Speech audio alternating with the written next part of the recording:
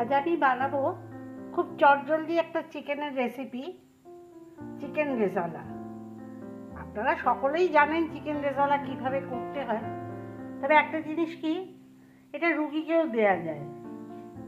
ছেলেটার শরীর খারাপ, হালকা রান্না ডাক্তার দিতে বলেছে, কিন্তু একঘেয়ে স্যুপ খেয়ে খেয়ে চিকেনে মুখে অরুচি হয়ে গেছে। তাই ভাবলাম আজ একটু চিকেন রেজালা করে দিই। চটপট আপনাদেরও দেখিয়ে দিচ্ছি কত দ্রুত রান্নাটা হয়ে যায়। এই চিকেন, অল্প একটু চিকেন আমি একটু দই মাখিয়ে রেখে দিয়েছি, দই আর নুন মাখিয়ে রেখে দিয়েছি। কড়ায় অল্প তেল দিয়েছি, জাস্ট একটুখানি। অল্প তেলেই তো খাওয়া ভালো শরীর খারাপে। রান্নাটা করবার জন্য আমার লাগছে, চিকেন তো আছেই, থেকে আগেই বললাম দই আর নুন মাখিয়ে রেখে দিয়েছি।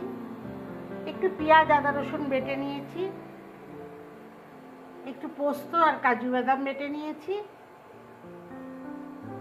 একটু দুধ আর গোটা গরম মশলা। আর নুন মিষ্টি আর আলাদা করে কি দেখাবো বলুন। আমি এটার মধ্যে একটা কাঁচা লঙ্কাও বেটে নিয়েছি। ঝাল খেতে পাচ্ছে না, যার জন্য একটু ঝাল ছাড়াই রান্না করব। আসুন রান্নাটা খুব চটপট করে ফেলি। তেলটা অলমোস্ট গরম হয়ে গেছে। প্রথমে দিয়ে দেবো একটু গোটা গরম মশলা ফোড়নে। আমার অলমোস্ট গরম হয়ে গেছে। একটু গোটা গরম মশলা, তেজপাতা ফোড়ন দিয়েছি। শুকনো লঙ্কা দিলেও ভালো হতো, কিন্তু শুকনো লঙ্কাটা দিলাম না, যেহেতু ছেলের শরীরটা ভালো না, শুকনো লঙ্কাটা খাওয়া ঠিক হবে না। এবার আদা রসুন বাটাটা, পেঁয়াজ বাটাটা তেলের মধ্যে দিয়ে দেবো।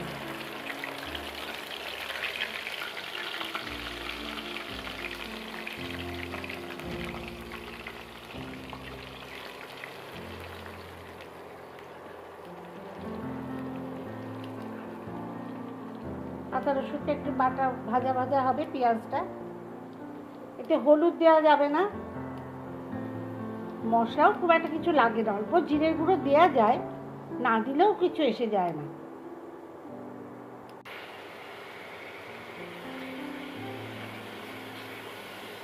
ভাজা ভাজা হয়ে এসেছে, একটু ভেজে দিতে হবে জাস্ট। এবার আমি এর মধ্যে মাংসগুলো দিয়ে দেবো।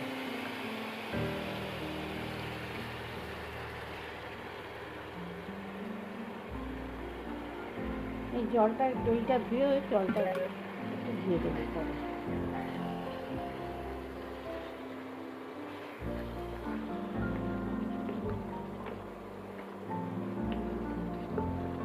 মাংসটাতে কিন্তু আমাদের অল্প নুন দেয়াই আছে। এবার কিছু না, শুধু মাংসটা কষতে হবে। কষতে কষতেই মাংস সেদ্ধ হয়ে যাবে। 4-5 ঘন্টা আমি দই মাখিয়ে রেখেছিলাম তো।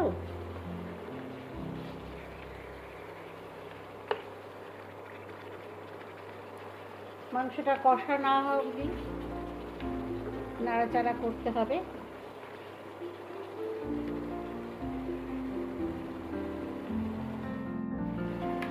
আঁচটা একটু কমিয়ে একটু ঢাকা দিয়ে দিয়ে ভাজলে মাংসটা সুসিদ্ধও হবে, টেস্টটাও খুব ভালো আসবে।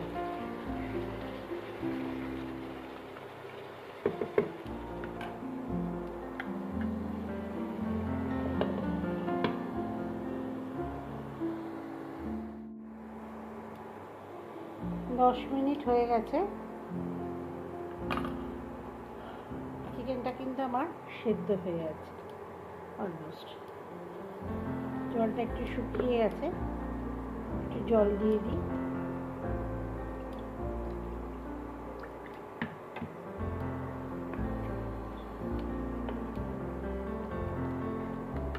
এবার এর মধ্যে একটু, আমার তো আগে একটু নুন দেওয়াই ছিল, সেই জন্য নুনটা কিন্তু খুব সাবধানে দিতে হবে।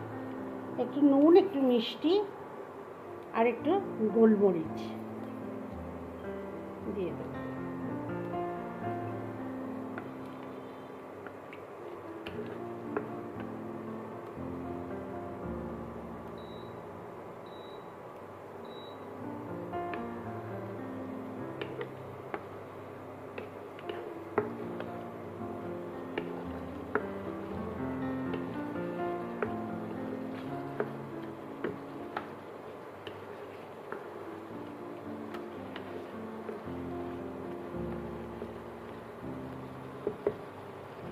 মাংসটা কিন্তু আমার মোটামুটি সিদ্ধ হয়ে গেছে।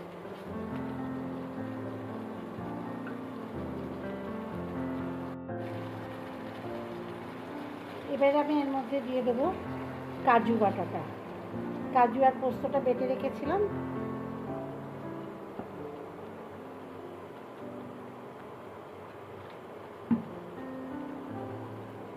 একটু জল দিয়ে এটাকে আবার ধুয়ে দিয়ে দেবো।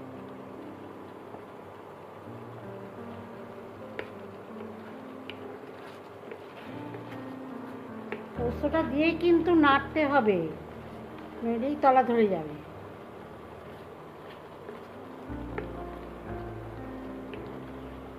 আমার রান্না কিন্তু অলমোস্ট ডান। এবার দিয়ে দেবো একটু দুধ, ফুটে গেলে একটু ঘি আর গরম মশলা দিয়ে নামিয়ে দেবো।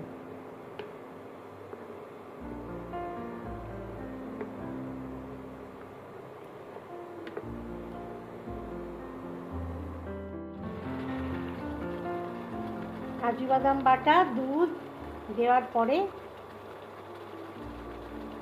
মাংসটা তো সেদ্ধ হয়ে এসেছে, একটু ঘি ছড়িয়ে দেবো।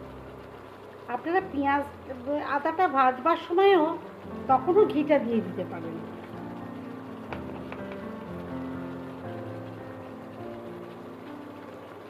এরপরে ছড়িয়ে দেবো একটু ভাজা মশলা।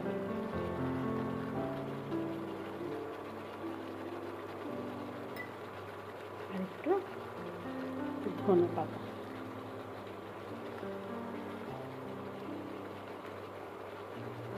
সব দিয়ে আরেকবার নাড়িয়ে চাড়িয়ে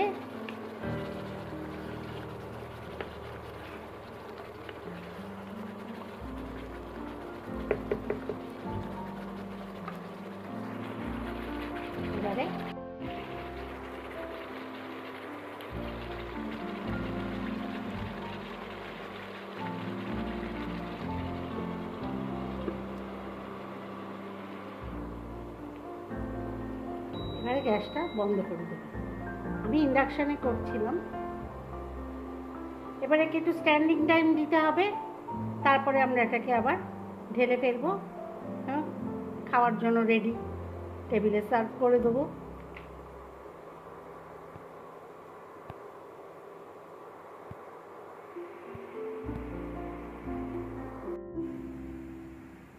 না, আমার রেডি চিকেন রেজালা।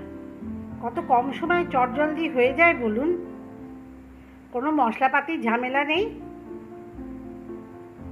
রুগীকেও দেয়া যায়। আপনিও ট্রাই করে দেখতে পারেন। চটপট ঘরোয়া পদ্ধতিতে তৈরি আমার চিকেন রেজালা। কোনো মশলাপাতি দেওয়া নেই সেরকম, রুগীকেও খাওয়ানো যায়। কি ভালো লাগলো তো আপনাদের রেসিপিটা?